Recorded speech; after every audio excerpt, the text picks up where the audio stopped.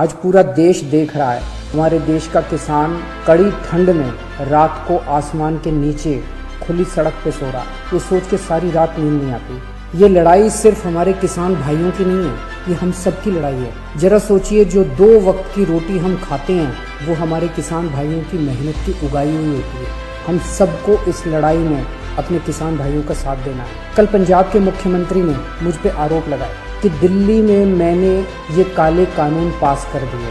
इतने नाजुक मौके पे भी इस तरह की गिरी हुई राजनीति कैप्टन साहब कैसे कर सकते हैं? ये तो तीनों केंद्र के कानून हैं। जिस दिन राष्ट्रपति के इन तीनों कानूनों पे दस्तखत हुए थे, उसी दिन ये तीनों कानून पूरे देश में लागू हो गए। अब ये किसी राज्य सरकार के ऊपर नहीं है कि वो इन्हें लागू करेगी या नहीं करेगी। अगर राज्य सरकारों पे होता तो देश भर से किसान केंद्र सरकार से बात करने के लिए दिल्ली क्यों आते? वो अपने अपने राज्य के मुख्यमंत्रियों से मांग करते।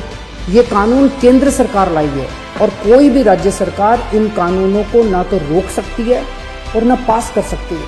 अब सवाल ये है कि जब कैप्टन साहब को ये बात पता है तो फिर उन्होंने मुझ पर ये झूठे आरोप क्यों लगाए?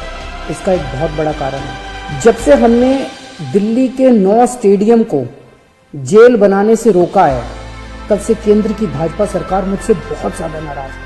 केंद्र सरकार का पूरा प्लान था कि जब किसान दिल्ली आएंगे उन्हें इन 9 स्टेडियम में डाल देंगे। हमने स्टेडियम को जेल बनाने की इजाजत नहीं दी, तो वो लोग अब मुझसे बहुत नाराज हैं। मुझे पता है कि स्टेडियम को जेल बनाने के लिए मुझ पे कितना दबाव आया था, किस किस का फोन नहीं आया। लेकिन जिंदगी में कुछ ऐसे मौके आते हैं जब आप अपने जमीर की सुनते हो, नतीजे की परवाह नहीं करते। कैप्टन साहब, क्या इन्हीं लोगों का आप पे दबाव है जो आप मुझ पे झूठे आरोप लगा रहे हो, मुझे गालियां दे रहे हो, बीजेपी की बोली बोल रहे हो, बीजेपी के साथ ये दोस्ती निभा रहे हो, या कोई दबाव है क्योंकि आपके परिवार पे ईडी के केस चल रहे हैं आजकल और ईडी के नोटिस भी आ रहे हैं आजकल? कैप्टन साहब के पास ये बिल रोकने के कई मौके आए। पंजाब के लोग पूछ रहे हैं कि तब कैप्टन साहब ने इन बिलों को क्यों नहीं रोका? आज से 1.5 साल पहले 2019 में केंद्र सरकार ने ये तीनों काले कानून बनाने के लिए एक कमेटी बनाई थी। उस कमेटी में पता है कौन था? उस कमेटी में कैप्टन साहब थे। कैप्टन साहब, पंजाब के लोग आपसे पूछ रहे हैं कि आपने उस कमेटी में इन काले कानूनों को क्यों नहीं रोका? आपने कमेटी में एक बार भी इन काले कानूनों का विरोध क्यों नहीं किया? आपने बाहर आके लोगों को क्यों नहीं बताया कि केंद्र सरकार इतने खतरनाक कानून बनाने जा रही है? कैप्टन साहब, आपके पास 1 नहीं, 2 नहीं, 3 नहीं, इतने मौके आए जब आप इन बिलों को रोक सकते थे।